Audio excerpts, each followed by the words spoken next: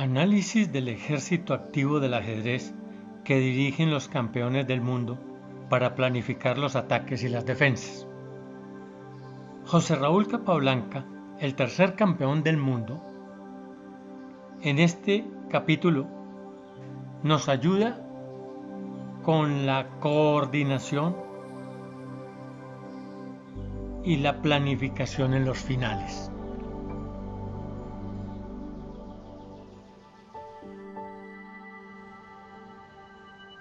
Decíamos en el capítulo anterior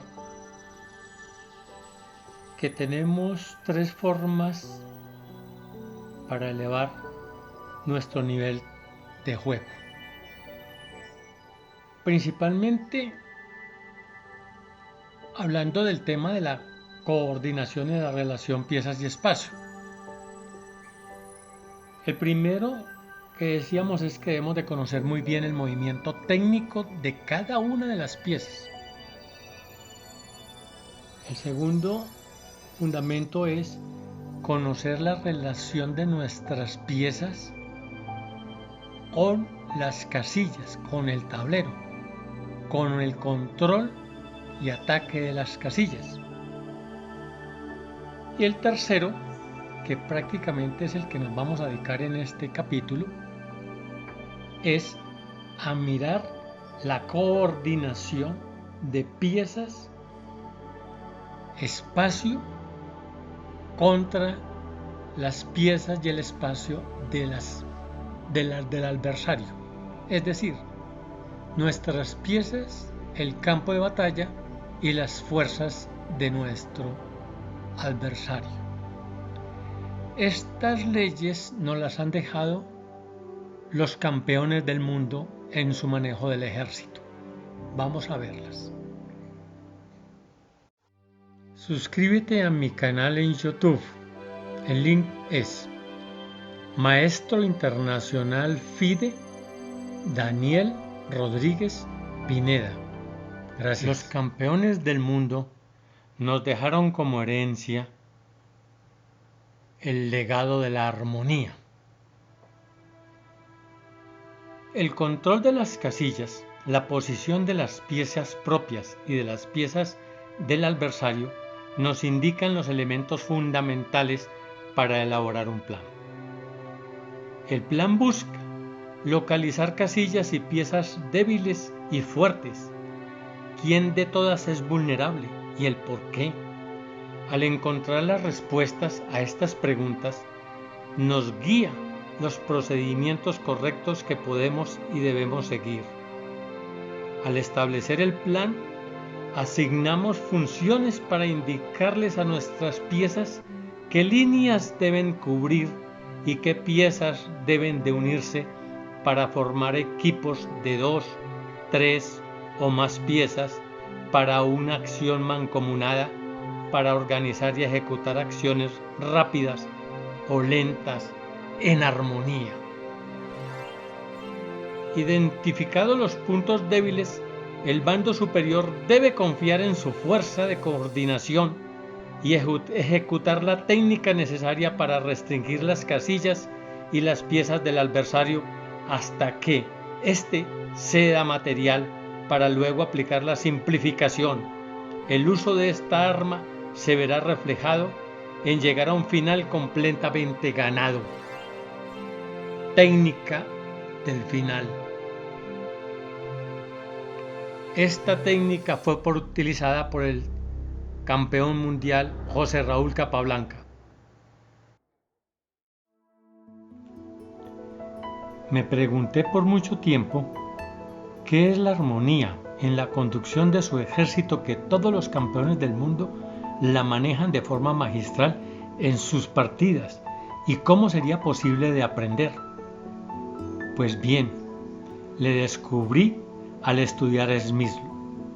La escuela soviética afirmaba que el séptimo campeón del mundo, Vasily Smysl, era el jugador que mejor colocaba en armonía musical las piezas contra sus adversarios. Era un artista del piano y del ajedrez. Sí, la música requiere de un instrumento que sea tocado con sus notas musicales por un artista. El ajedrez es igual. Requiere que el jugador maneje las piezas sobre el tablero en armonía, en coordinación. Sin este elemento, no hay juego de ajedrez.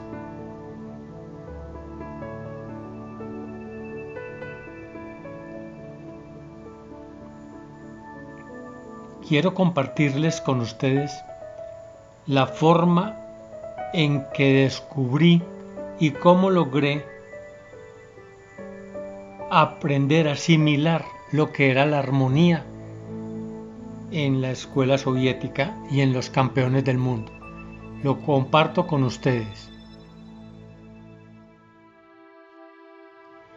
He denominado la armonía, o sea, la coordinación, como la aplicación de un método compuesto por el control de casillas y la actividad de las piezas bajo parámetros de un objetivo determinado, que lo puedo simplificar como la unión de piezas y el control de casillas para obtener ganancia de material o ganancia de espacio. La coordinación la podemos estudiar en profundidad con el análisis a fondo de los mates básicos por contar con pocas piezas y su relación con el espacio o con las casillas del tablero.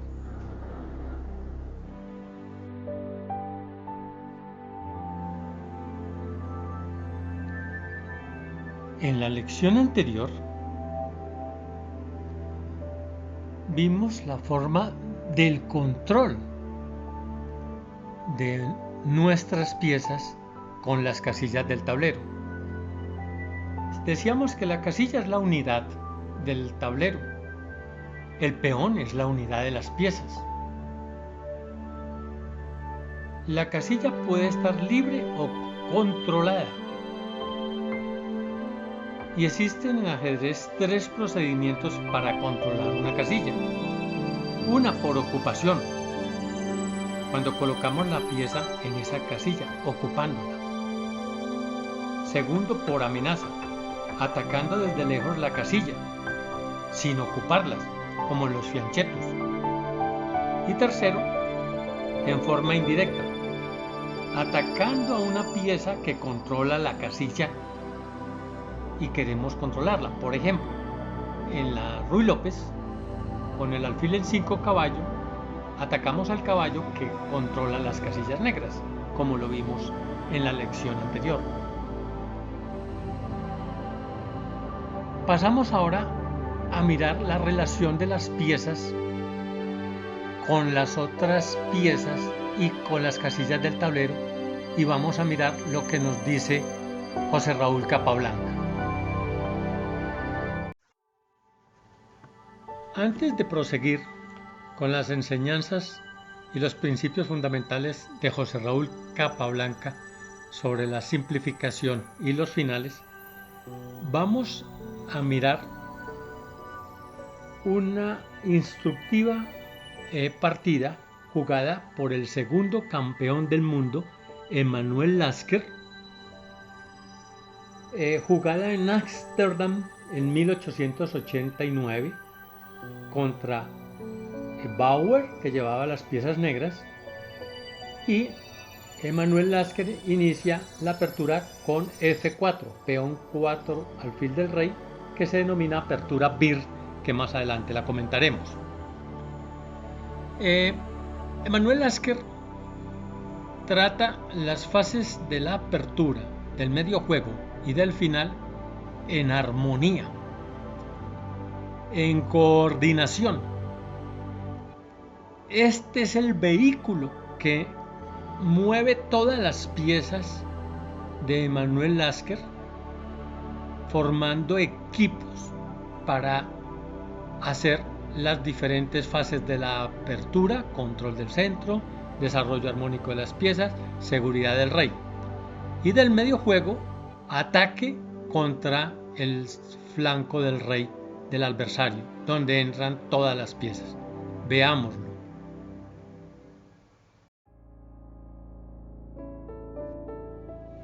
Emanuel Lasker, de edad de 20 años, fue invitado a un torneo internacional en Ámsterdam en 1889 y jugó su partida con Bauer. Emanuel Lasker quedó en el segundo lugar en el torneo internacional y empleó esta apertura. F2, F4 consiste en apoderarse de la casilla E5, controlarla por amenaza, ya lo hemos visto, y establecer un sistema similar al muro de piedra de la defensa holandesa, es decir, jugar la estructura de peones F4, E3, D2, D4 y C2, C3, y con los caballos jugar caballo F3 y caballo E5, apoderarse de esta casilla para hacer un ataque violento en el centro y en el flanco rey, principalmente con un caballo en E5 donde ataca todo el flanco del rey. Las piezas se disponen también para apuntar al flanco del rey. Se denomina apertura BIR. La defensa cayó un poco en desuso por el gambito front, que consiste en que el negro trata también de sorprender al rival utilizando la mejor defensa, la sorpresa, E7, E5, y a la captura D7, D6 y un mejor desarrollo por un peón.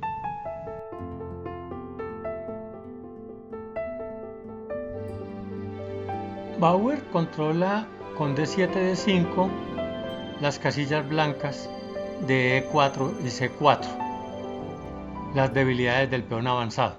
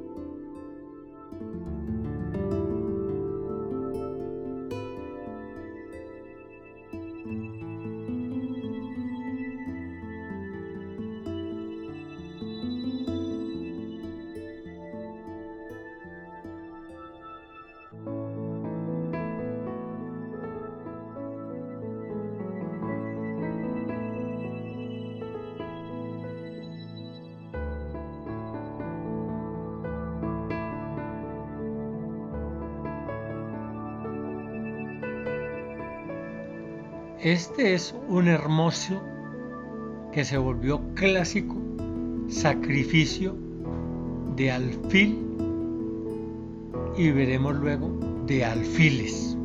El par de alfiles son sacrificados para destruir a los escoltas del rey, a los peones y al caballo del rey. Este tipo de jugada de sacrificio del alfil previo es muy importante porque no era lo mismo tomar primero el caballo, porque el negro respondería con F7, F5 y bloquearía el ataque del alfil hacia H7. Las piezas se dirigen con todo como un huracán al flanco del rey.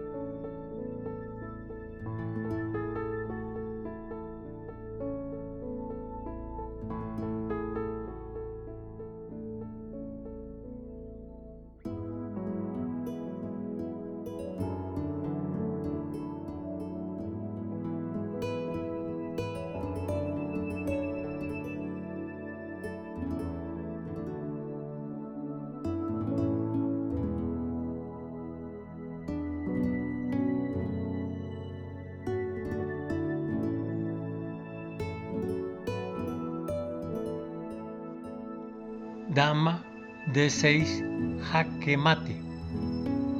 Mate en coordinación numérica. La dama es apoyada por un peón. El segundo campeón del mundo, Emanuel Lasker, conducía su ejército a una lucha violenta. Le interesaba arriesgar, era muy arriesgado. Basaba sus principios en la lucha entre dos voluntades. La mejor apertura, la mejor defensa, era la que más le molestara a su adversario. Capablanca fue todo lo contrario. Capablanca era un Steines moderno. Defendía las pequeñas ventajas. Manejaba las posiciones de forma sencilla y muy lógica. No cometía descuidos en las posiciones. No hacía análisis falsos de las posiciones. Por más complejas que eran las posiciones, no se vio apurado de tiempo. Todo esto parecía que el ajedrez era su segundo idioma.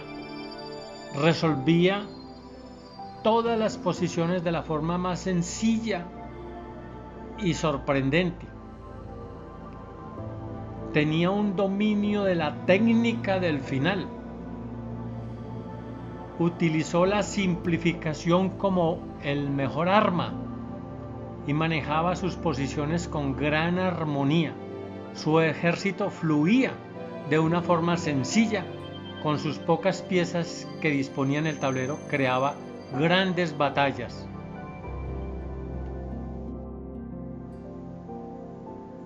¿Qué es la coordinación? Es la aplicación de un método compuesto por el control de las casillas y la actividad de las piezas bajo parámetros de un objetivo determinado.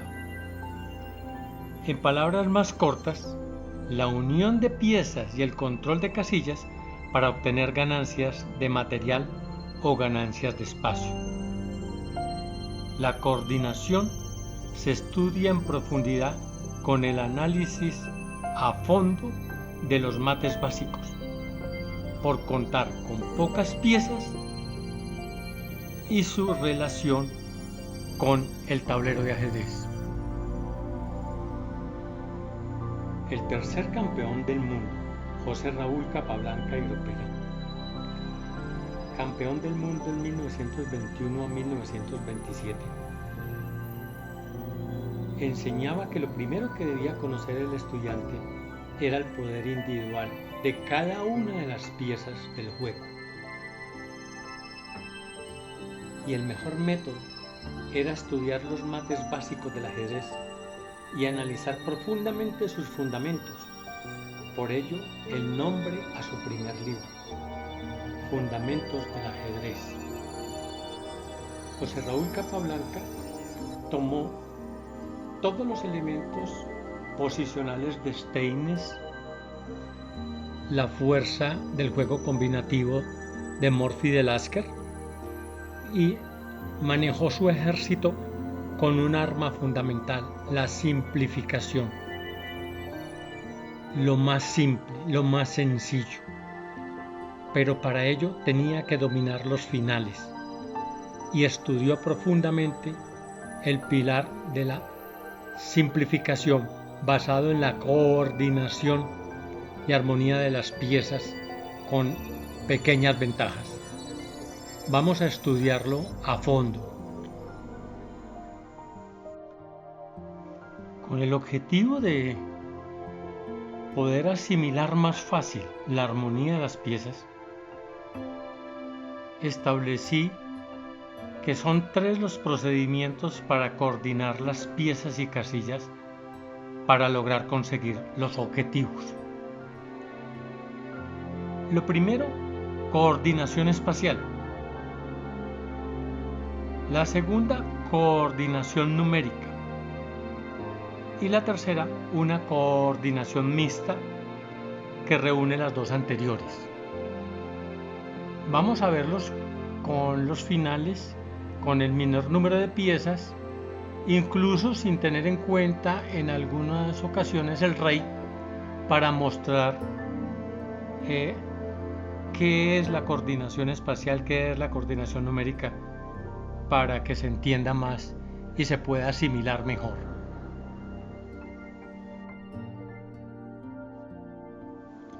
El primer procedimiento, coordinación espacial.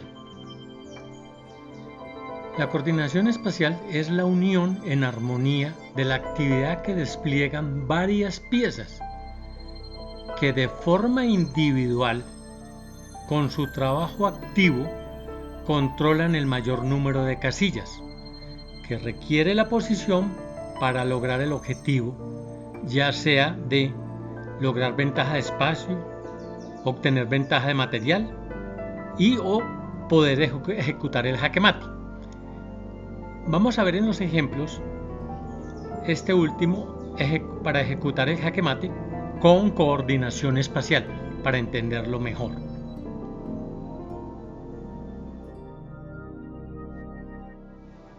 En los finales de partida, el rey siempre requiere una pieza que le ayude para poder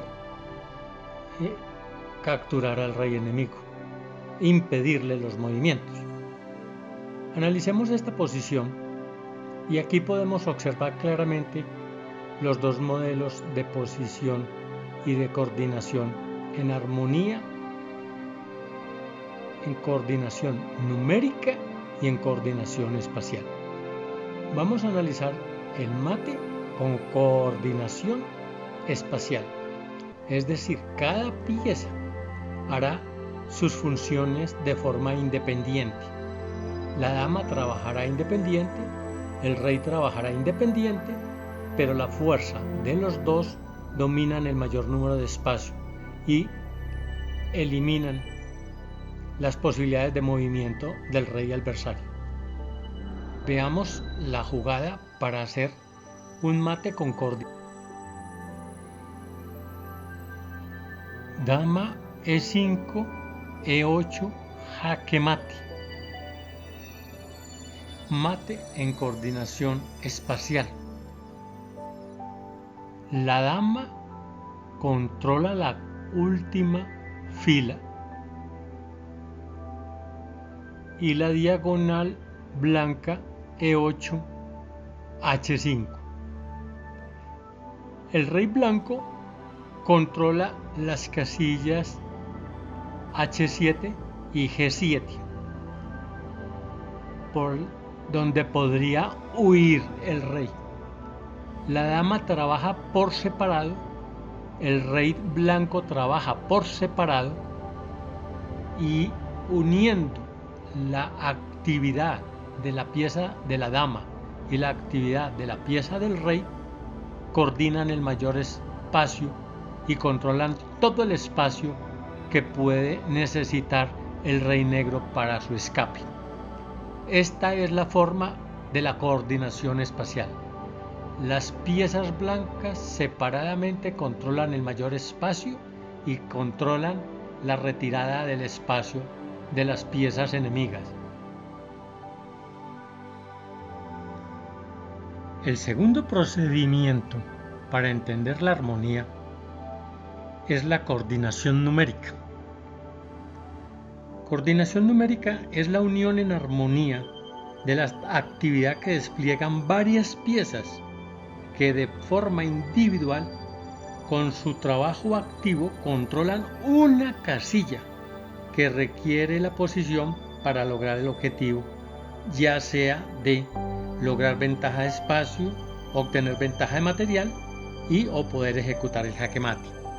También veremos una exposición de jaque mate con el menor número de piezas para que se pueda entender bien la armonía numérica o coordinación numérica. Con la misma posición del ejemplo anterior de la coordinación espacial, vamos a ver con las mismas piezas cómo es la coordinación numérica, cómo es el jaque mate de coordinación numérica. Observemos que la dama ubicada en E5 controlaba la casilla E8, 8 para dar el jaque mate en coordinación espacial, pero también puede dar el mate en la casilla G7. ¿Qué se requiere para que las blancas den el mate en la casilla G7? Que tenga una pieza que le ayude de más. El negro, el rey negro controla esa casilla y el rey blanco controlan esa casilla, pero necesitan que haya un mayor número de piezas controlando esa casilla para poder dar el mate en coordinación numérica. Como hay dos piezas que controlan la casilla G7, que es la dama y el rey, se pueden unir y unir la actividad de estas dos fuerzas y dar el jaque mate en coordinación numérica en G7. Así pues, la coordinación de las fuerzas individuales de la dama y el rey se unen, forman un equipo, un tándem para atacar en G7 y dar mate. Dama E5, G7, jaque mate en coordinación numérica. Las dos piezas, la dama y el rey, controlan una casilla, que es la casilla de G7. Dos piezas atacan la misma casilla contra una, jaque mate en coordinación numérica. Teoría de los cuadrantes. Al analizar el tablero de ajedrez, observamos 4 cuadros totalmente iguales de 16 casillas cada uno, iguales en forma, tamaño y color de sus casillas angulares, con la casilla blanca a la derecha. Son cuadrados geométricamente con sus 4 lados iguales, igual que el cuadro principal. Por esto los llamo mini tableros de ajedrez. Lo que pase en uno puede pasar en los 4. Al estudiar en un cuadrante, solo cambiarán el color de las piezas y su nomenclatura. Su estudio multiplica por 4. Le da una gran creatividad para los estudiantes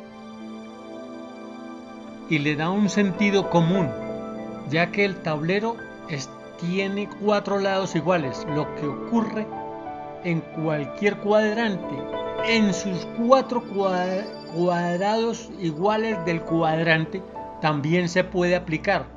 Aquí vemos el mate espacial, que solo se puede dar con la torre en 4 posiciones diferentes, pero es el mismo procedimiento, el mismo mate de coordinación espacial. Es importante coordinar la armonía de las piezas con la teoría de los cuadrantes. Ayuda muchísimo a elevar el nivel técnico del juego del ajedrez.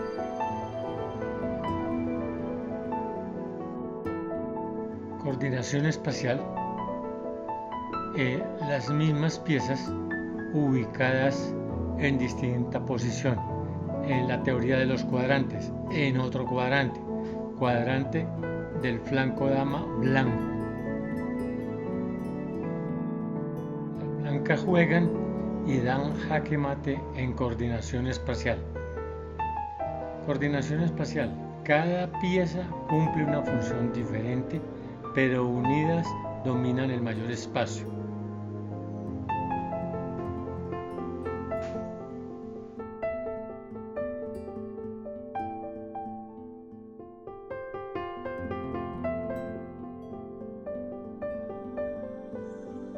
Coordinación numérica. Aquí vemos que cada pieza de forma individual controlan la misma casilla, la casilla clave para el ataque definitivo. Se diferencia que la coordinación espacial, cada una controla casillas diferentes, espacios diferentes. Aquí las dos piezas controlan la misma casilla. Las blancas juegan y dan mate en coordinación numérica. La casilla clave, controlada 2 piezas por parte de las blancas contra una por parte de las negras, es la casilla B2, la casilla negra. Juegan las blancas y dan mate.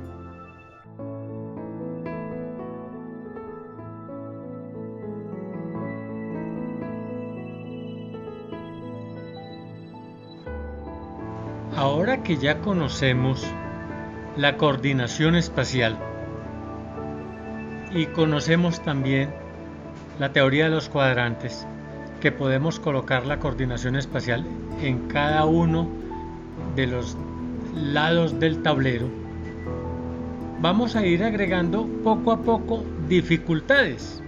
Ahora vamos a hacer la coordinación espacial con 2 piezas más el rey, y vamos a mirar la diferencia de coordinación numérica y coordinación espacial con 2 piezas.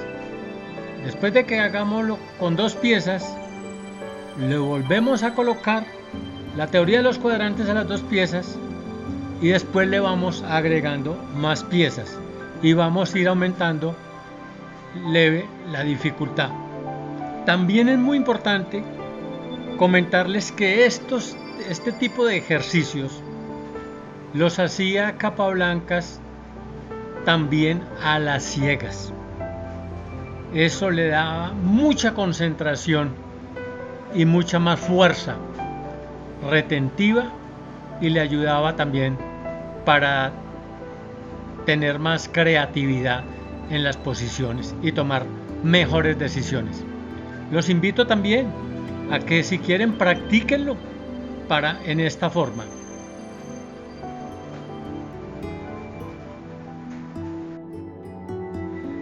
Posición inicial para evaluar los 2 tipos de mates: mate con coordinación espacial y mate con coordinación numérica. Vamos a ver la diferencia. Las blancas ahora tienen 3 piezas contra 1. Veremos que el rey no necesita participar en esta acción para dar el mate de coordinación espacial o el mate de coordinación numérica. Recordemos, el mate de coordinación espacial, cada pieza hace su trabajo. El alfil se retira 2 casillas, lo puede hacer hacia el flanco rey o hacia el flanco dama, descubriendo la dama el ataque al rey jaque.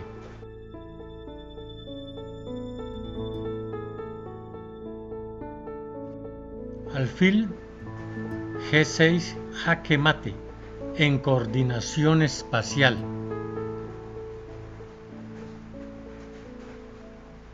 Cada pieza ejerce una actividad independiente. La suma de las 2 dan el mate. Coordinación numérica. Recordemos, varias piezas que de forma individual, con su trabajo activo, controlan una casilla. En este caso, para dar el jaque mate. Veamos el ejemplo de coordinación numérica en la misma posición que se presentó la de coordinación espacial, pero veámoslo para conocer la otra forma. Posición inicial que permite el mate de coordinación numérica y también el mate de coordinación espacial que ya vimos. Alfil E6 jaque. Este movimiento es importante porque el alfil necesita controlar la casilla F7.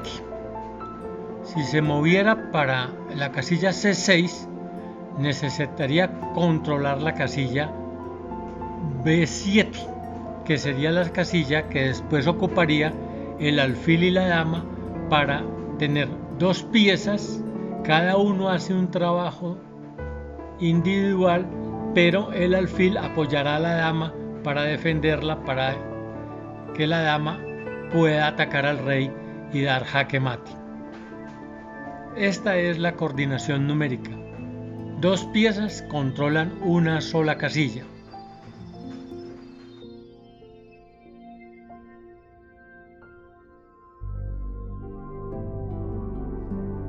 La dama se ubica en la casilla C7, donde ataca la casilla F7. Observemos que el alfil y la dama atacan la casilla F7, 2 piezas que en su acción individual controlan una misma casilla. La dama y el alfil dieron mate al rey en coordinación numérica.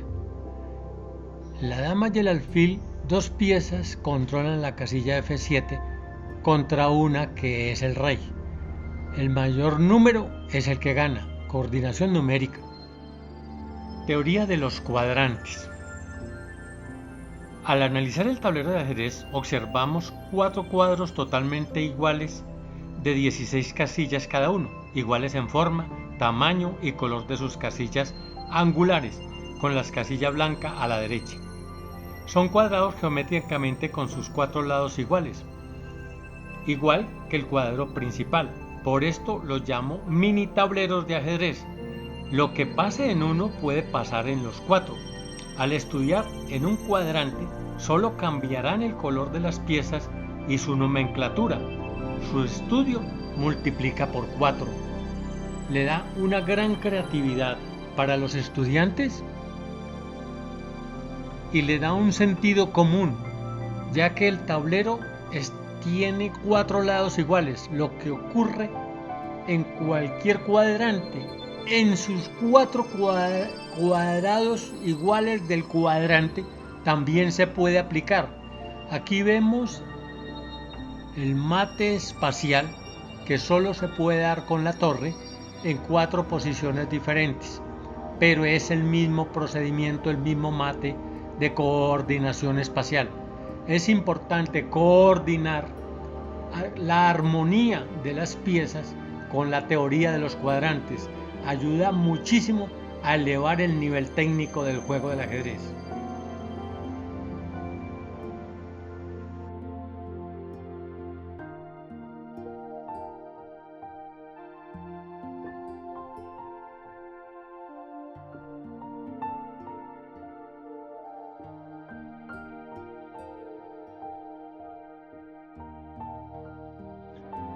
Al estudiar los elementos técnicos de las piezas, su valor en las casillas centrales y en los extremos del tablero, formamos también figuras con estas piezas, principalmente con las torres, que formamos la cruz, una especie de cuadrantes. El alfil formamos triángulos o pirámides cuando tenemos la pareja de alfiles. Estas figuras técnicas de las piezas nos ayudan a dominar el tablero formando figuras. Si tenemos la dama, podemos jugar con las figuras de la torre y el alfil. Veamos ejercicios de diferentes flancos. Les enseño la misma posición en los diferentes lados del tablero y los invito a que ustedes realicen la solución. Las blancas juegan, dan mate espacial o mate en coordinación numérica. Ejercicio 2. En la columna torre de dama, la columna A, el rey negro. Las blancas tienen 2 formas diferentes de dar mate. Una en coordinación espacial de 2 formas y una en coordinación numérica de 2 formas. Realícenlos. Las negras pueden dar el mate en coordinación numérica en 2 situaciones diferentes y en coordinación espacial con el desplazamiento del alfil en una sola dirección. Realicen el ejercicio, coordinación numérica y coordinación espacial.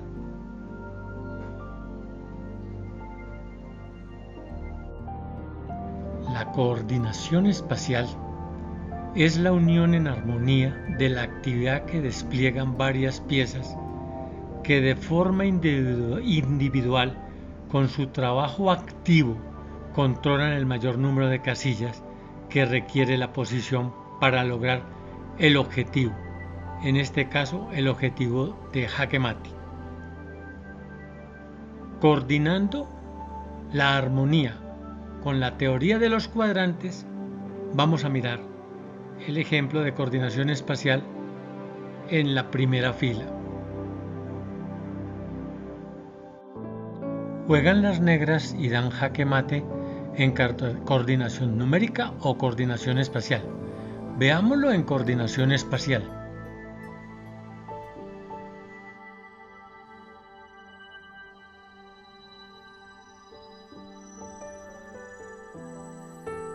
Mate en coordinación espacial. El alfil controla las casillas negras y la dama controla la columna F y la diagonal D1H5. El rey ha muerto. En la unión en armonía del caballo y la dama atacando al rey, generaremos dos posiciones diferentes, una de coordinación espacial y una de coordinación numérica. Aunque lo pudiéramos dar de antemano con coordinación numérica, el ejercicio es para diferenciar lo que es la coordinación espacial y la coordinación numérica.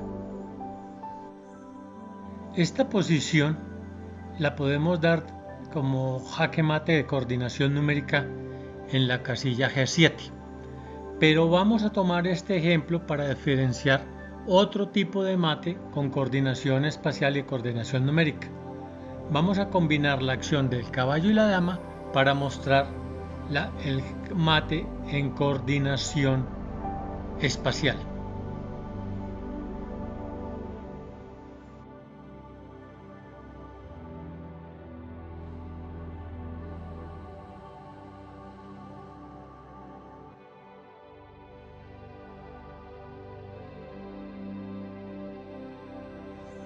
La coordinación numérica es la unión en armonía de la actividad que despliegan varias piezas que de forma individual con su trabajo activo controlan una sola casilla que requiere la posición para lograr el objetivo, en este caso de jaque mate.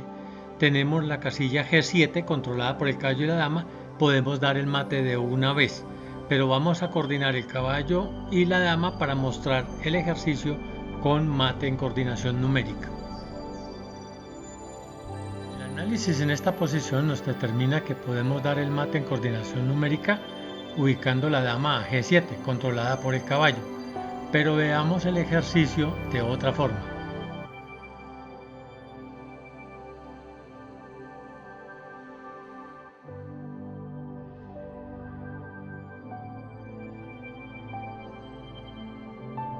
En el próximo ejemplo, veamos cómo se coloca en práctica el control de las casillas y los ataques en coordinación numérica para dar, digamos, en sentido de dominación, de que tenemos ya claridad en la coordinación espacial y la coordinación numérica. En la próxima entrega veremos la coordinación mixta. Veamos esta posición para comprender mejor la coordinación numérica.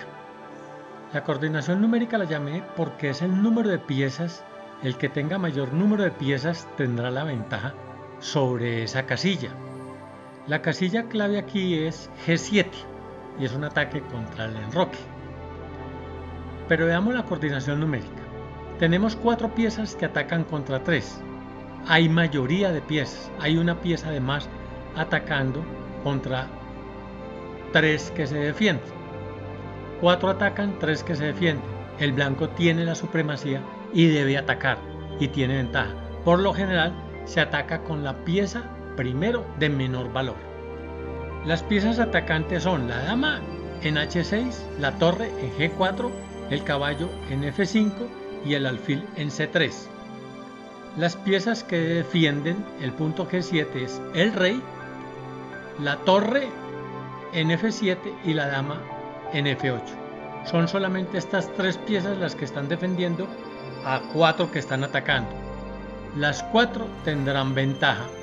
El bando atacante debe atacar primero por la regla general con la pieza de menor valor. En este caso podría ser con el caballo o con el alfil. Decíamos que la coordinación espacial es la unión en armonía de la actividad que despliegan varias piezas que de forma individual con su trabajo activo controlan el mayor número de casillas. Vamos a mirar diferentes posiciones a medida que agregamos una pieza más. En este caso vamos a agregar una dama y la torre del bando más fuerte para realizar un ataque de mate en coordinación espacial. Al tener más piezas, el mate es más fácil, pero las coordinaciones se hacen un poco más difícil y pueden desviarnos la atención en otro tipo de jugadas que no tendrían sentido. De aquí es donde debemos de empezar a planificar las coordinaciones con mayor fuerza. Con los ejercicios anteriores ya tenemos una dominación de la coordinación espacial. Aquí vamos a utilizar la dama, va a cumplir una función de que hace las veces del límite del tablero, es decir, no va a dejar acercar al rey hacia esa fila. También nos presta la ayuda porque ayuda con la diagonal a defender la torre en caso de que se requiera. Las piezas están ubicadas. Vamos a mirar el mate de coordinación espacial en el menor número de jugadas posibles. Juegan las negras y ganan.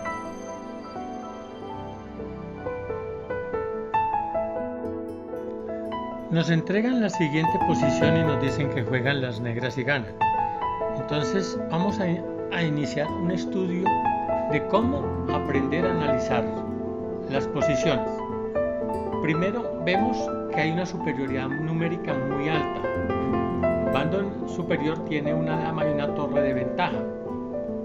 Los dos reyes están situados en oposición. La pieza más débil del adversario es el rey y tenemos que inmovilizarlo o atacarlo o darle el ataque de mate.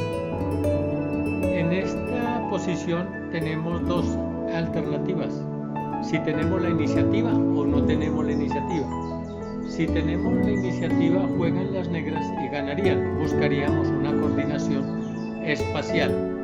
Si juegan las blancas, igual veremos que solamente tienen dos casillas y son las casillas sobre la fila 6, ya sea F6 o D6. Entonces podemos organizar un ataque de mate en coordinación espacial porque tenemos una superioridad muy fuerte. Iniciemos que juegan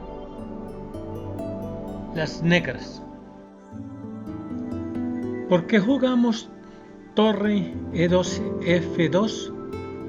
Sencillo, porque nos interesa que el rey blanco se acerque al cuadrante donde tenemos la dama. Es decir, entre más piezas tengamos atacando al rey es mejor. Si hubiéramos jugado la torre hacia el otro sector, el rey tendría más libertad en el cuadrante del flanco del rey. En el del flanco de dama está expuesto. Efectivamente, el rey blanco, al trasladarse hacia el flanco de dama del cuadrante del flanco de dama, recibe mate con la torre en F6, jaque mate, coordinación espacial. Cada pieza está cumpliendo una función. La coordinación espacial es la unión en armonía de la actividad que despliegan varias piezas que de forma individual, con su trabajo activo, controlan el mayor número de casillas que requiere la posición para lograr el objetivo deseado. Esto se utiliza también tanto para el ataque como para la defensa. La armonía existe también en la defensa. Y recordemos las leyes de Steiner en la defensa. La economía en la defensa exige una armonía, una coordinación. Lo veremos también en la próxima entrega, en la coordinación vista. Por ahora sigamos con el ejemplo si juegan las blancas.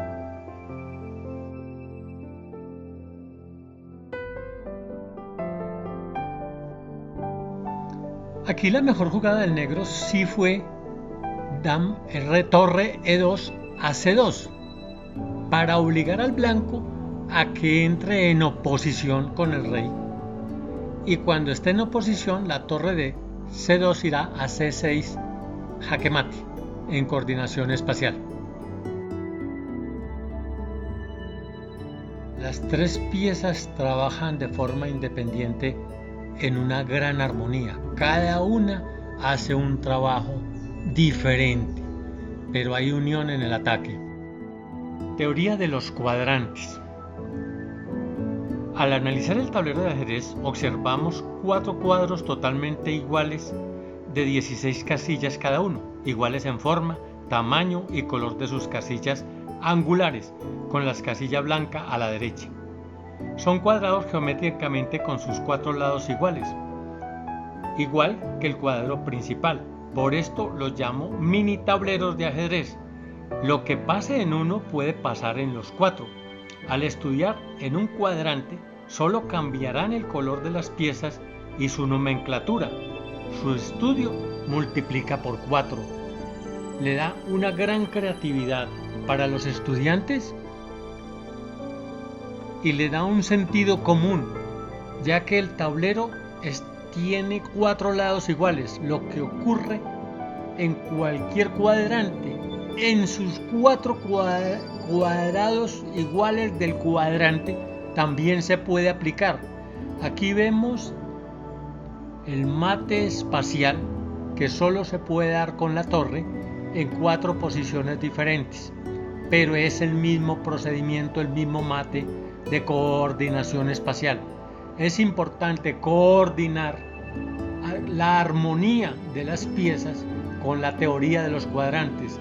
Ayuda muchísimo a elevar el nivel técnico del juego del ajedrez.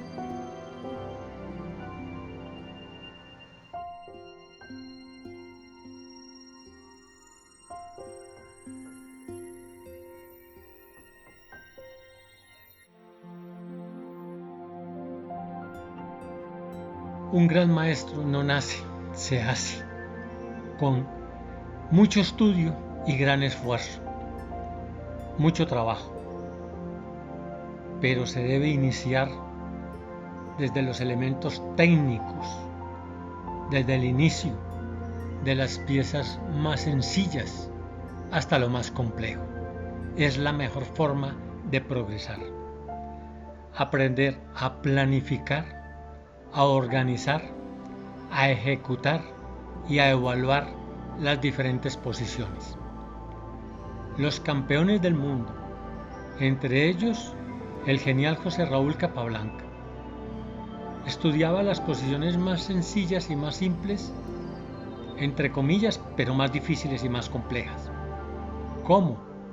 Planificando, organizando y ejecutando con los mates básicos del ajedrez que iniciamos. Decía José Raúl Capablanca, el análisis de cada una de las piezas es fundamental en la planificación, organización y ejecución de los mates básicos del ajedrez. Steiner decía los principios del ataque. Cuando hay superioridad hay que atacar.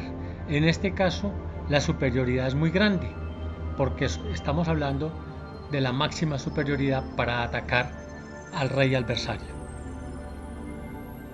Lo primero en la planificación, y es uno de los principios fundamentales de Capablanca, es limitar las acciones de las piezas del enemigo. Esto es importante. Limitar la actividad de las piezas del adversario, volver las piezas pasivas. Tenemos la dama que se mueve como torre y alfil, tiene esa gran superioridad de ataque, que es la primera pieza que vamos a mover en el ataque de mate de dama y rey contra rey. La función básica es limitar la actividad del rey enemigo. Y por último, con la ayuda del rey, ocasionarle el mate, que puede ser por coordinación espacial o numérica. Mates básicos. Mate de rey y dama contra rey. Procedimiento: elaboración del plan. El plan se confecciona con relación al espacio de las piezas propias dispuestas para la actividad y de las piezas con que cuenta el adversario. Puede realizarse en varias fases. Primera fase. Establecemos imaginariamente el espacio donde se realizará toda la actividad. Para este final básico, establecemos que la actividad se centraliza en las filas 7 y 8 del flanco del rey, lugar donde se encuentra localizado el rey negro. Segunda fase. Definimos los cargos y funciones para cada una de las piezas propias y del adversario. La dama blanca se coloca en cualquiera de las casillas de la fila 6. Con ello confina al rey enemigo en las filas 7 y 8. Posteriormente, lograremos la oposición para concretar la posición de jaque mate con la dama. El rey blanco se debe dirigir hasta la sexta fila para tener un encuentro cara a cara con el rey contrario. Para ello, debe colocar al rey en forma de salto de caballo frente al rey negro, obligándolo a situarse frente a él y obtener así la oposición vertical, desde donde el rey blanco impartirá la orden real para que la dama realice la tarea de cambio de control de fila. De esta manera, se logra controlar la casilla crítica para que desde esta nueva posición realice el ataque directo al rey contrario.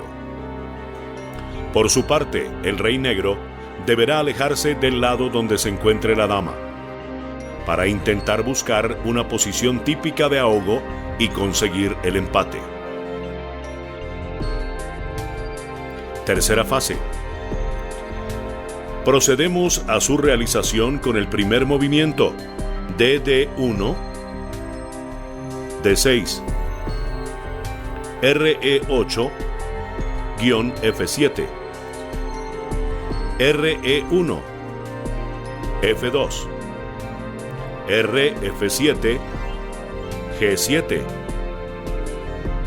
3, RF2, G3, RG7, F7, 4, RG3, F4, RF7, G7, 5, RF4, G5, RG7, F7, 6, DD6, D7, RF7, G8, 7, RG5, G6, 8, DD7, F7, jaque mate en coordinación numérica. Al estudiar el elemento técnico de la torre, veíamos que su movimiento forma una especie de signo más. Esta acción nos permite crear la teoría de los cuadrantes y desarrollar su acción en este sentido. Buscamos nuestras piezas con relación a las piezas del adversario y miramos dónde está el rey del adversario. Donde está el rey del adversario es el cuadrante donde vamos a ejecutar las operaciones. En un principio creo que está mal llamado la captura al rey, porque el rey nunca se captura. Es, como nos dijo José Raúl Capablanca, la limitación de las piezas del adversario. Al rey hay que limitarlo, impedirle movimientos, que quede limitado.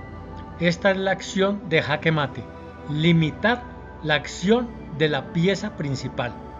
Eso es lo que verdaderamente significa jaque mate. Entonces, continuemos con esta ley de Capablanca, la limitación de la pieza más poderosa, que la podemos aplicar en cualquier pieza. Mate de rey y torre contra rey. Procedimiento: elaboración del plan. El plan se confecciona con relación al espacio de las piezas propias que se disponen para la actividad y de las piezas con que cuenta el adversario. Puede realizarse en varias etapas. Primera fase. Establecemos imaginariamente el espacio donde se realizará toda la actividad. Para este final básico, establecemos que la actividad se centraliza en las filas 7 y 8 del flanco de rey, lugar donde se encuentra localizado el rey negro. Segunda fase. Definimos los cargos y las funciones para cada una de las piezas propias y del adversario. La torre blanca se coloca en cualquiera de las casillas de la fila 7. Con ello confina al rey enemigo en la fila 8. Posteriormente, lograremos la oposición para concretar la posición de jaque mate con la torre. El rey blanco se debe dirigir hasta la sexta fila para tener un encuentro cara a cara con el rey contrario. Para ello, debe colocar al rey en forma de salto de caballo frente al rey negro, obligándolo a situarse frente a él y obtener la posición vertical, desde donde el rey blanco impartirá la orden real para que la torre realice la tarea de cambio de control de fila. De esta manera se logra controlar la casilla crítica para que desde esta nueva posición realice el ataque directo al rey contrario. Tercera fase. Procedemos a su realización con el primer movimiento, que deberá estar de acuerdo con el plan trazado. 1. T a 1, A7, RE8, D8. 2. RE1, E2. RD8, C8. 3. RE2, E3. RC8, B8. 4. TA7, H7. RB8, C8. 5. RE3, E4. RC8, D8. 6. RE4, E5. RD8, E8. 7. RE5, F6.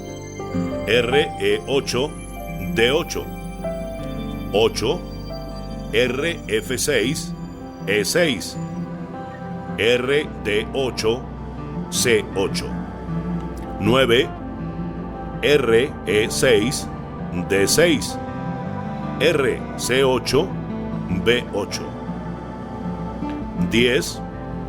RD6, C6. RB8, A8. 11. RC6, B6. RA8, B8. Con este movimiento del blanco, el rey negro está obligado a colocarse en oposición vertical frente al rey 12. TH7, H8, más 1-0. Únicamente se puede aplicar el jaque mate con la coordinación espacial. La elaboración del plan exige analizar las piezas que dispongamos y las piezas que disponga el adversario. Como en este caso se trata de alfiles, vamos a utilizar la geometría que hemos hablado de las pirámides y los triángulos. Como tenemos la pareja de alfiles, que es indispensable para poder limitar totalmente la acción del rey adversario, utilizaremos la pirámide. Al establecer la pirámide, las 4 pirámides, los 2 alfiles ubicados en las casillas centrales dividen el tablero en 4 partes. Cada parte de estas es una pirámide. Las pirámides son iguales. Entonces, miramos en cuál de las pirámides quedó ubicado el rey. Normalmente utilizamos el juego de la forma de que cuando llevamos las piezas blancas, el rey quede en la parte donde estaban las piezas negras. Pero aquí vamos a cambiar ese tema y siempre lo haremos en el lado más cercano. Los 4 lados son iguales, puede quedar en el flanco dama, en el flanco rey, en el territorio blanco o en el territorio negro. Escogemos la parte más sencilla y empezamos a trabajarla, porque esto nos da retentiva e imaginación y nos aumenta la creatividad. Mate de rey y 2 alfiles contra rey. Procedimiento: elaboración del plan. El plan se confecciona con relación al espacio de las piezas propias que se disponen para la actividad y de las piezas con que cuenta el adversario. Puede realizarse en varias fases. Primera fase.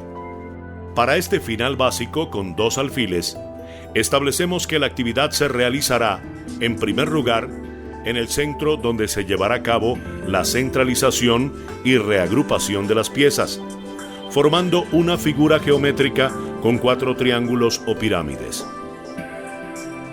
En segundo lugar, ubicamos la posición del rey negro, que nos indicará el triángulo donde ocurrirá la actividad. El rey blanco entrará por su cúspide, localizada en una casilla central, para obligar al rey del bando negro a que se dirija hacia el borde del tablero, que a su vez es la base del triángulo. Por último, es dirigido por los alfiles hacia una de las esquinas del tablero, único lugar donde es posible dar el jaque mate con alguno de los alfiles. Segunda fase. Establecemos las funciones para cada una de las piezas propias y del adversario.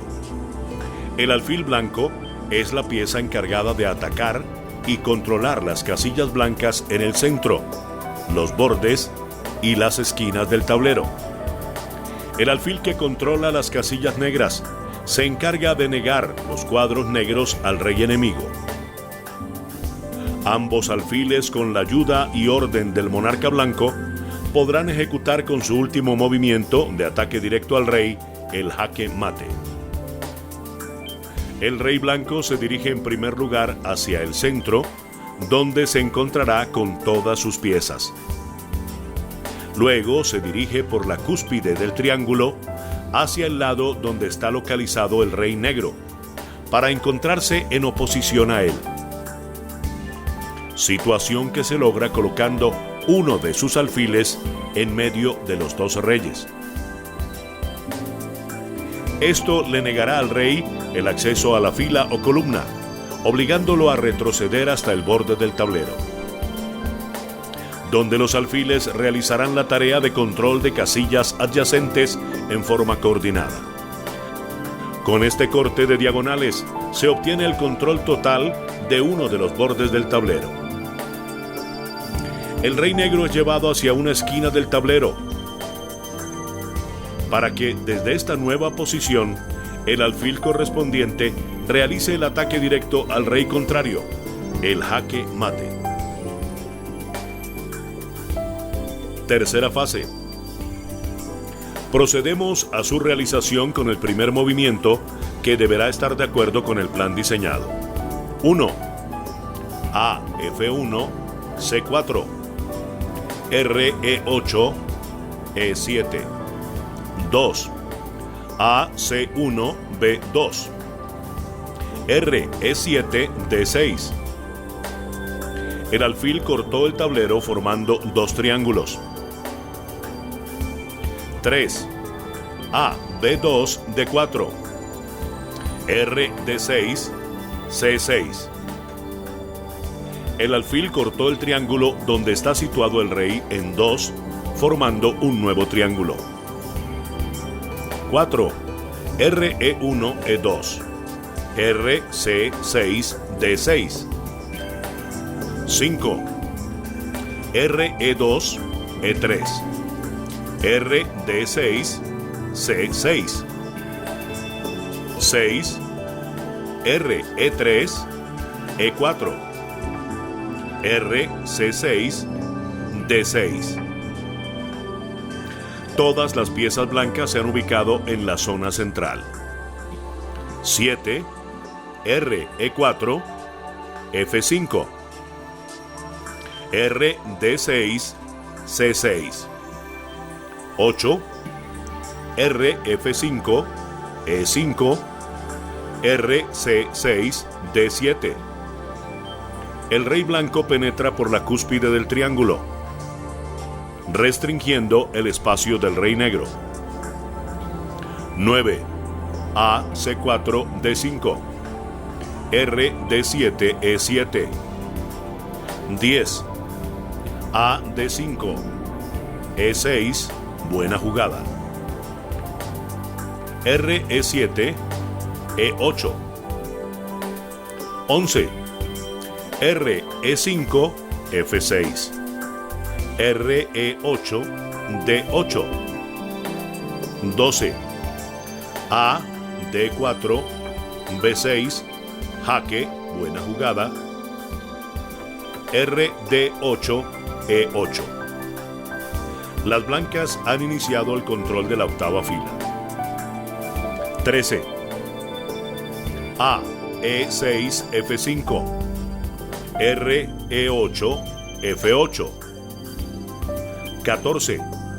A, F5, D7. R, F8, G8. 15.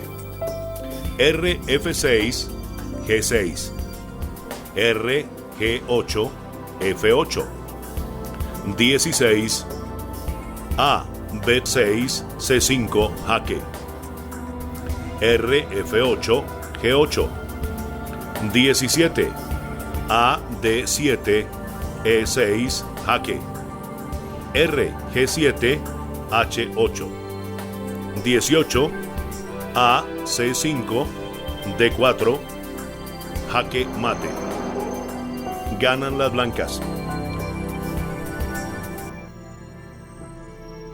Los campeones del mundo son expertos en el manejo técnico del rey, con gran énfasis en los finales, donde hay pocas piezas en el tablero, sobresaliendo Anatoly Karpov, que demostró su fuerza en el encuentro contra el retador, otro virtuoso en el manejo de los finales, Víctor Skvoresnoy.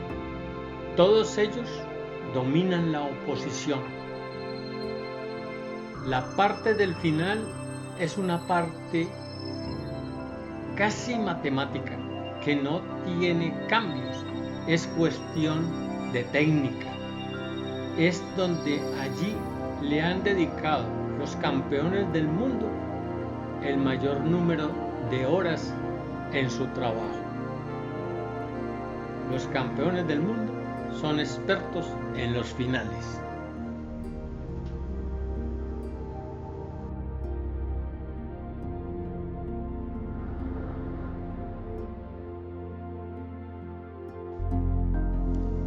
Los reyes. Esta es la pieza más poderosa y el objetivo del juego, la lucha entre los dos reyes. ¿Quién ganará? Es la batalla de las ideas.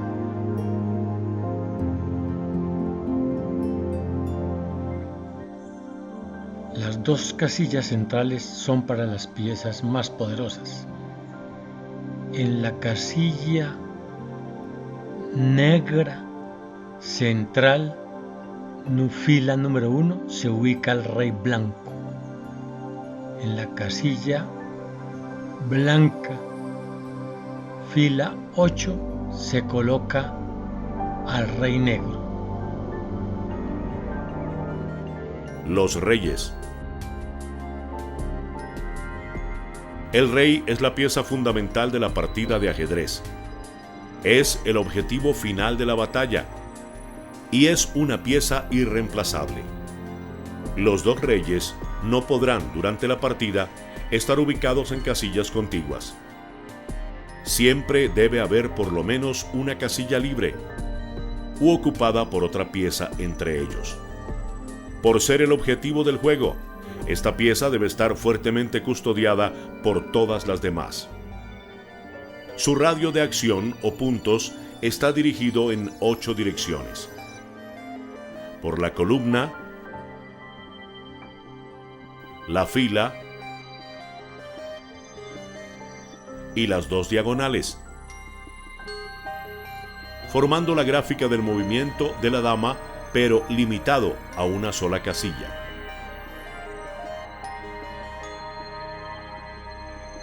Al ser la pieza indispensable del juego, es imposible asignarle un valor numérico. Por esta razón se le atribuye el valor de infinito o absoluto. Pero si pudiéramos evaluar su acción en los finales de partida para el ataque, podríamos decir que es equivalente a 4 peones. El movimiento del rey se representa por la gráfica de la suma del movimiento de la torre y la suma del movimiento del alfil, pero una sola casilla. El rey está limitado.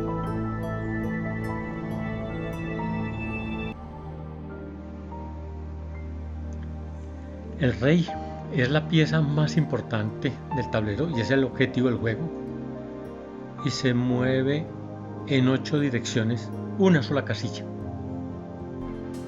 El rey en el centro, ubicado en la casilla blanca E4. Se puede mover por la columna, la fila, la diagonal mayor o la diagonal menor a cualquiera de las 8 casillas que circundan la casilla E4.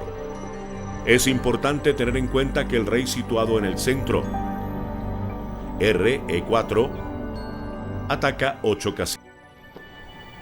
El rey en el centro, ubicado en la casilla E4, se puede mover por la columna adelante o atrás, o por la fila a la derecha o a la izquierda, o por la diagonal mayor hacia adelante o hacia atrás, o por la diagonal menor hacia adelante o atrás a las 8 casillas que limita.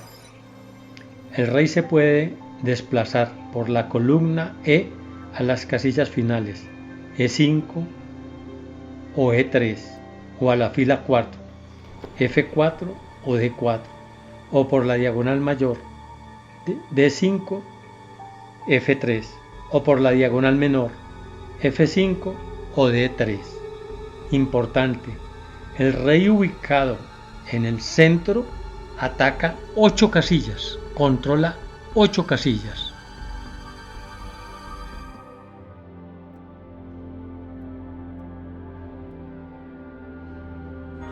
El rey en un borde del tablero, ubicado en la casilla blanca D1, RD1.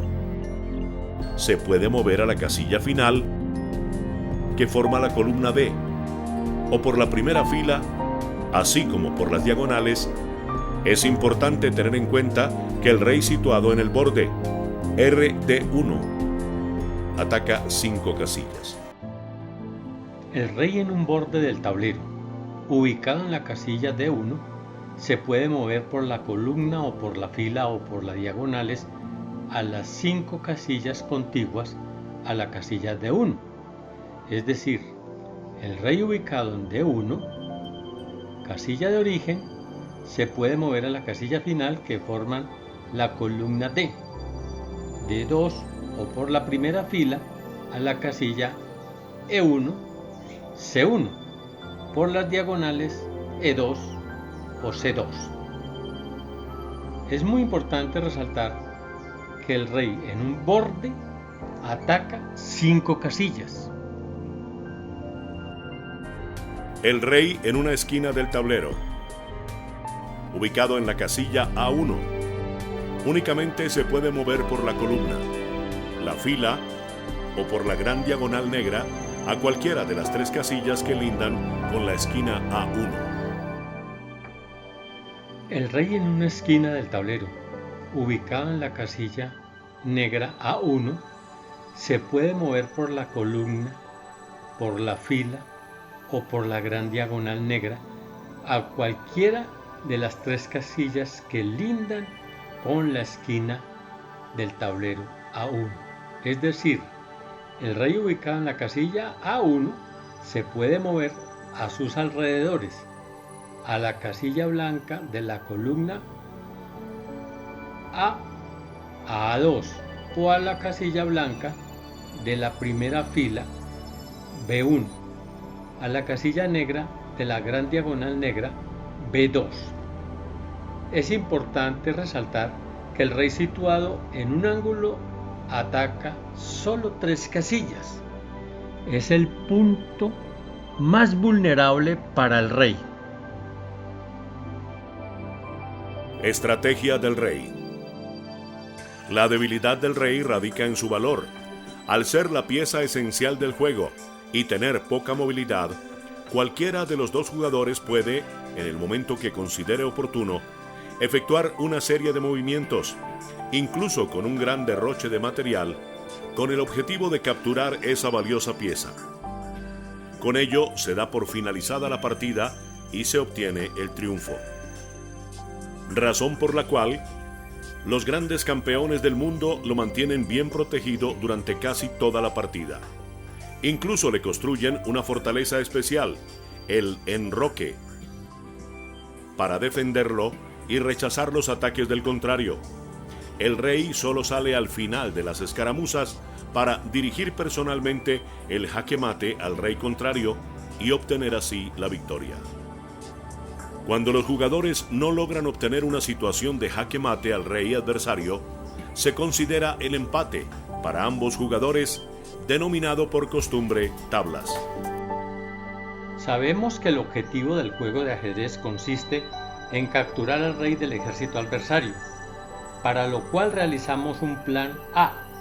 Ubicamos nuestras piezas, efectuamos maniobras por las zonas del tablero, realizamos ataques y defensas directas con el único fin de capturar esa valiosa pieza y así obtener el triunfo.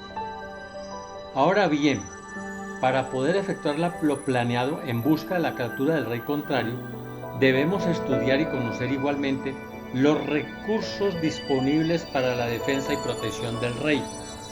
Saber cuándo el rey es vulnerable y cuándo puede ser atacado. El ataque al rey se denomina jaque y se describe con el signo algebraico adicional al final del movimiento, el signo matemático más, y el jaque mate con el signo número. Existen 3 formas posibles para salir de la situación de amenaza de captura del rey, es decir, de jaque, y consisten en: primero, capturar la pieza atacante. 2. Obstrucción de la vía utilizada por el atacante. Y tercero, retirar al rey de las vías utilizadas por el atacante. Es importante, si el bando del rey que está siendo atacado no puede parar el ataque con los 3 procedimientos anteriores, es porque se encuentra en una situación de jaque mate, pierde el rey y pierde la partida.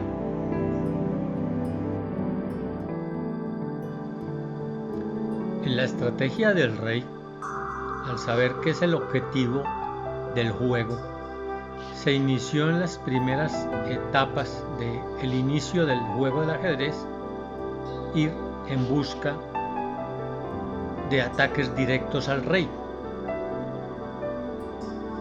Steinitz cambió esta filosofía y empezaron los nuevos campeones del mundo a planificar, organizar, ejecutar la estrategia y la táctica para ganar y obtener pequeñas ventajas que iban imponiendo en los finales de partida. Y se pasó que en el final de la partida es la etapa donde se debe capturar al rey. El rey, como decía Tartakover, tiene un valor absoluto por ser el objetivo del juego. Sin embargo, algunos tratadistas lo ubican en la fase de los finales de la partida, casi equivalente a una torre, es decir, vale más que un alfil.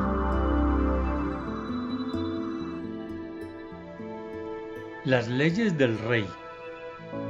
Primero, el rey al inicio y en el medio juego se debe ubicar en un flanco donde no actúen activamente las piezas mayores del adversario.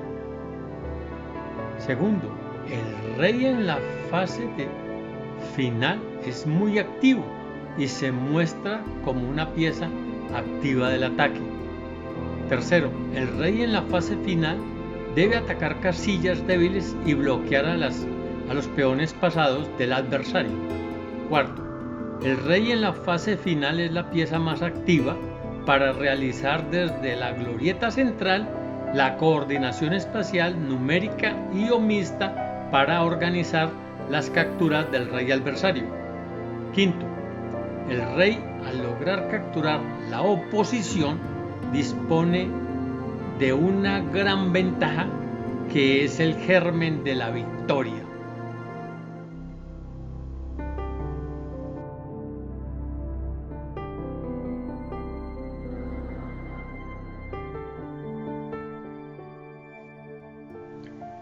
El rey es la pieza fundamental de la partida de ajedrez, el objetivo final de la batalla. Es pieza irreemplazable. Los dos reyes no podrán durante la partida estar ubicados en casillas contiguas.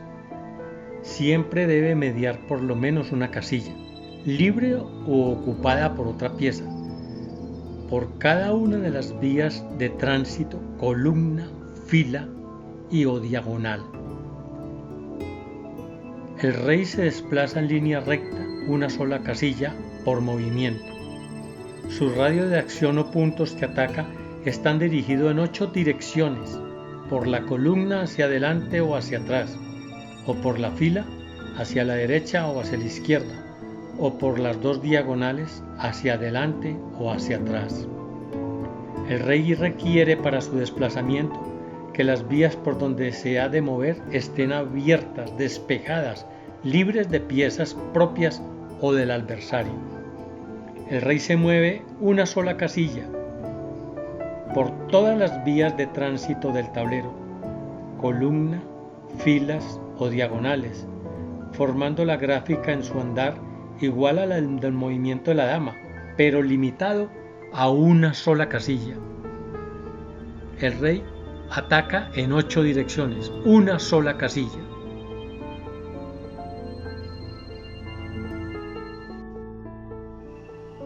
Hemos observado que todas las piezas al inicio de la partida están en oposición. Sin embargo, el concepto de oposición se profundizó y lo analizó grandes jugadores del ajedrez, entre ellos Ricardo Reti, para saber que en los finales de partida la oposición es una gran ventaja y se toma o se gana. O se gana cuando el bando que le corresponde jugar coloca a su rey frente a frente al adversario.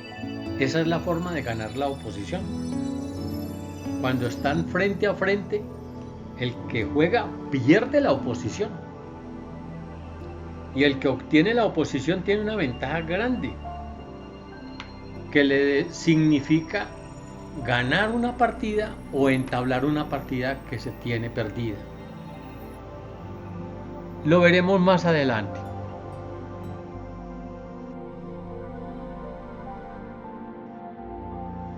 Formas posibles de oposición. El rey blanco, colocado en la casilla A2, está situado frente al rey negro en todas las formas posibles de oposición. Es decir, el que juega pierde la oposición. El diagrama inferior muestra la oposición real vertical cuando los dos reyes están frente a frente separados por una casilla sobre la columna. El diagrama superior muestra la oposición real horizontal cuando los dos reyes están frente a frente separados por una casilla sobre la fila. La oposición virtual diagonal cercana cuando los dos reyes están frente a frente separados por una casilla sobre la diagonal. Oposición virtual vertical cuando los dos reyes están frente a frente separados por 3 o 5 casillas sobre la columna. El diagrama inferior muestra la oposición virtual horizontal cuando los dos reyes están frente a frente separados por 3 o 5 casillas sobre la fila. La oposición virtual diagonal lejana cuando los dos reyes están frente a frente separados por 3 o 5 casillas sobre la diagonal.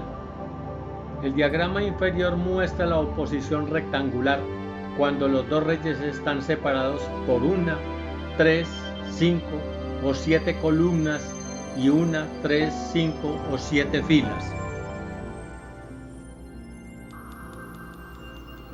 Oposición rectangular. Condiciones para tomar o ganar la oposición rectangular. Son 4. Primero, el color de las casillas donde están situados los reyes debe ser igual. Si es un rectángulo, las 4 casillas de las esquinas del rectángulo deben ser del mismo color. Segundo, el número de columnas del rectángulo entre los 2 reyes debe ser impar. 1, 3, 5 o 7 columnas. Tercero, el número de filas entre los 2 reyes debe ser impar. 1, 3, 5 o 7 filas. Cuarto, se multiplica el número impar de casillas de un lado del rectángulo por el número impar de casillas del otro lado. Como resultado, para ganar la oposición, el número total de casillas debe ser impar. Veamos el ejemplo en el diagrama inferior. Tenemos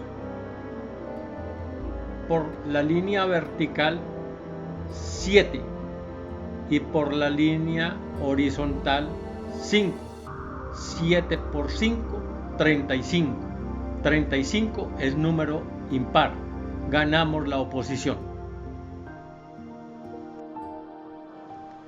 El rey, al ser la pieza más fuerte en los finales de partidas, sobre todo en los finales de peones, tiene gran importancia la oposición. Saber ganar la oposición es adquirir una ventaja, y el que tiene esa ventaja no la pierde. Si la quiere perder, la pierde, pero no la pierde, y es definitiva para determinar el resultado de una partida. Sabemos que el rey es la pieza de mayor valor. No se puede capturar, se puede atacar y se puede amenazar, pero no se puede capturar. El hecho de que llegue a una situación donde va a ser capturado, la partida se pierde. El rey no se captura, se pierde la partida. El rey adquiere un valor muy importante en los finales de partida para determinar y definir las partidas. Por eso es importante conocer bien lo de la oposición, que es un arma muy ventajosa para el jugador. La oposición rectangular hay que convertirla en una de las 3 oposiciones lejanas: diagonal, horizontal y o vertical, para luego volver a convertirla en una de las 3 oposiciones cercanas: diagonal, horizontal y vertical, que es la que verdaderamente nos permite obtener el objetivo planeado y así lograr lo que nos hemos propuesto, obteniendo el triunfo o un empate en una posición perdida. Como analogía les puedo decir que es como planear un viaje para España y allí se gasta en euros, pero tenemos una moneda de Sudamérica, de Brasil por ejemplo, reales.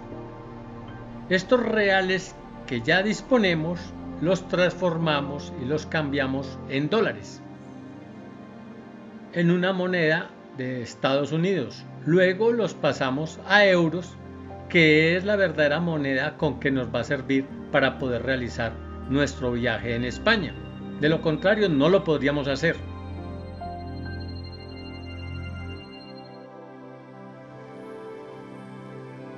El valor numérico de las piezas. Javier Tartakower, doctor en Derecho de la Universidad de Viena, uno de los más grandes eruditos del ajedrez moderno, asignó el valor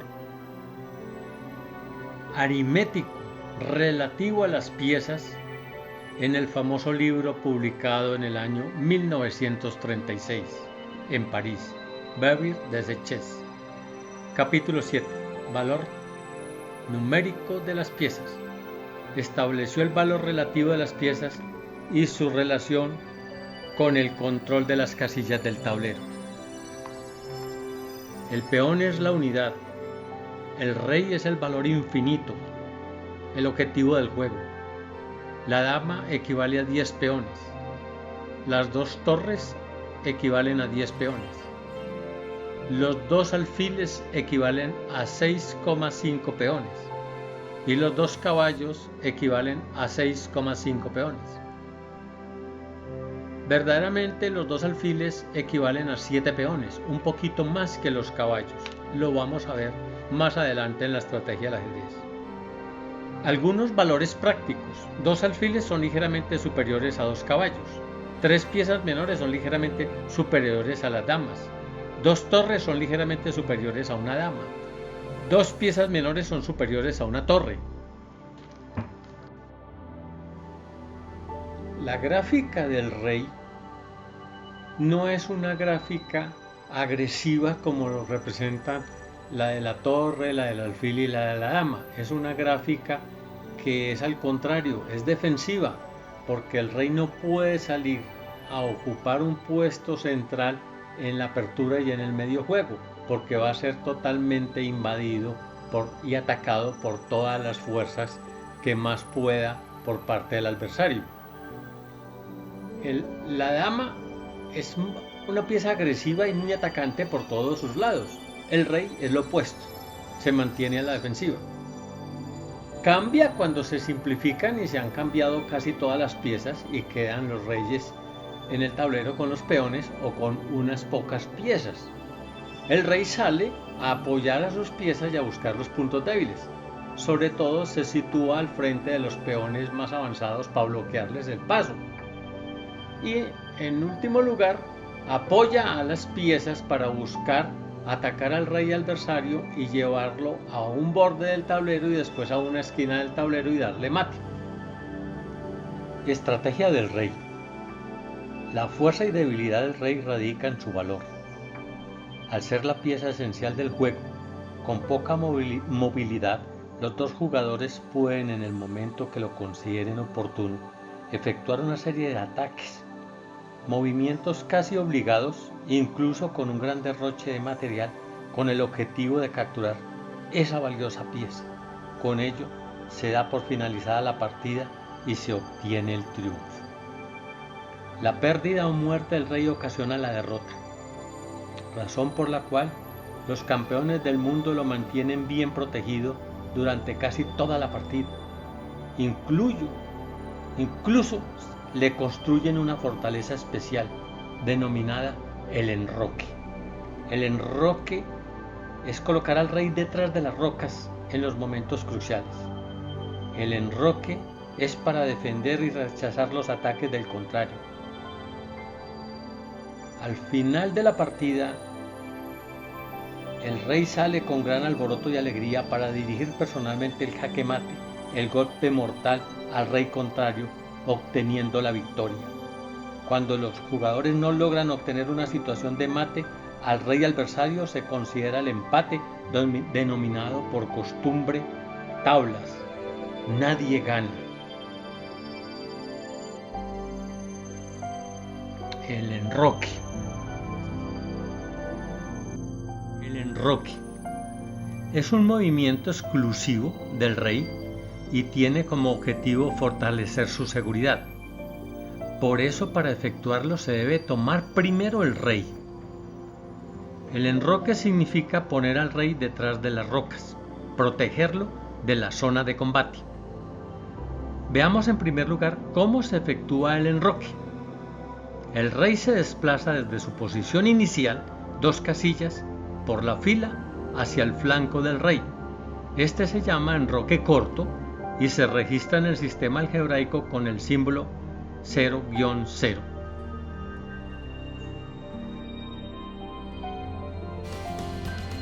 El enroque es un movimiento exclusivo del rey y tiene como objetivo fortalecer su seguridad. El enroque significa poner al rey detrás de las rocas, protegerlo de la zona de combate. Veamos en primer lugar cómo se efectúa el enroque.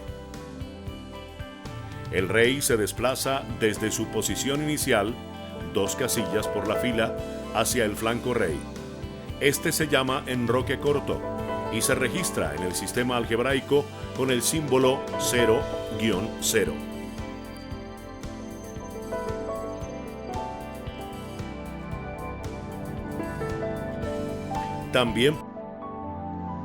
También el jugador puede realizar el enroque hacia el flanco de dama, llamado enroque largo, y se registra en el sistema algebraico con el símbolo 0-0-0.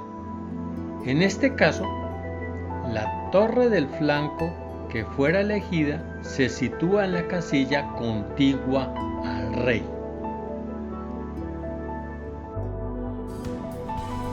También puede realizar el enroque hacia el flanco de dama, llamado enroque largo, y se registra en el sistema algebraico con el símbolo 0-0-0. En este caso, la torre del flanco que fuera elegido se sitúa en la casilla contigua al rey.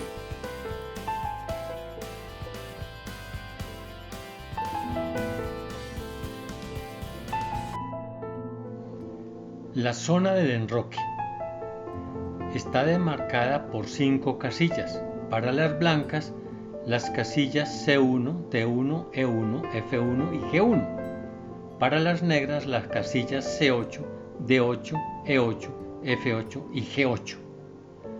Para realizar el enroque corto, el rey blanco puede desplazarse hacia el flanco del rey pasando por las 2 casillas F1 y G1, mientras que el rey negro puede desplazarse hacia el flanco del rey pasando por las 2 casillas F8 y G8. Igualmente el jugador podría haber seleccionado el otro flanco para efectuar el enroque largo. El rey blanco puede desplazarse hacia el flanco de dama pasando por las 2 casillas D1 y C1. El rey negro, al desplazarse hacia el flanco dama, pasa por las casillas D8 y C8. Para realizar el enroque corto 0-0, el rey blanco puede desplazarse hacia el flanco del rey pasando por las 2 casillas F1 y G1, mientras que el rey negro puede desplazarse hacia el flanco del rey pasando por las 2 casillas F8 y G8.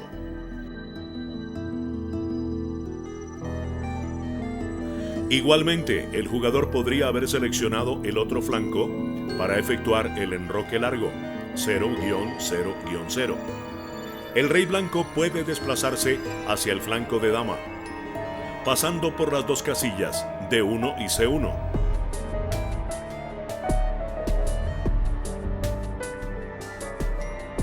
El rey negro, al desplazarse hacia el flanco dama, pasa por las casillas D8 y C8.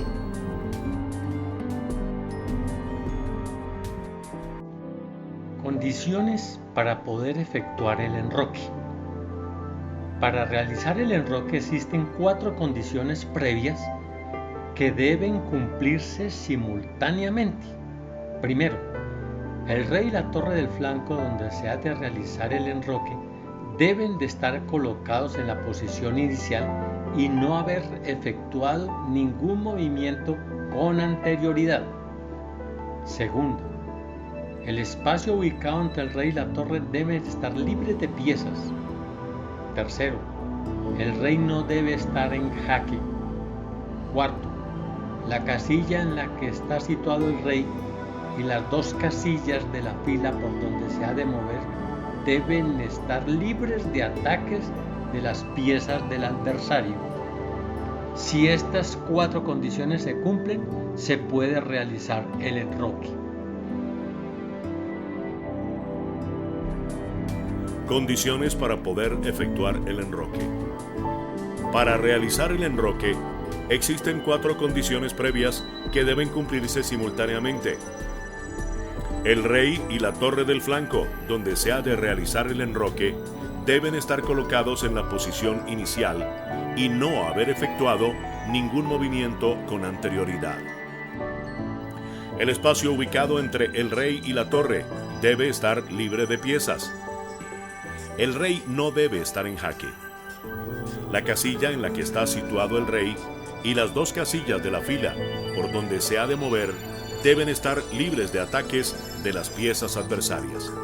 Las casillas que, en el caso del enroque corto de las blancas, no pueden estar atacadas por las piezas negras, que son E1, F1 y G1. En el caso del enroque largo, las casillas son E1, D1 y C1. Si estas condiciones se cumplen y le corresponde el turno de mover, el bando puede hacer el enroque. Es importante tener en cuenta que el enroque es el único movimiento del ajedrez en el que está permitido mover dos piezas en un solo movimiento.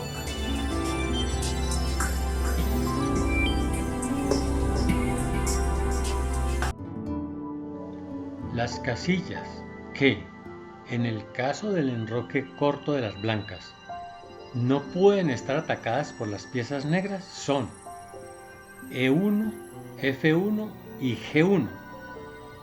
En el caso del enroque largo, las casillas son E1, D1 y C1.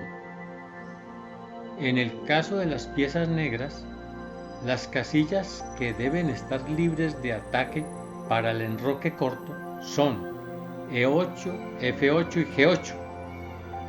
Para el enroque largo, las casillas deben ser E8, D8 y C8.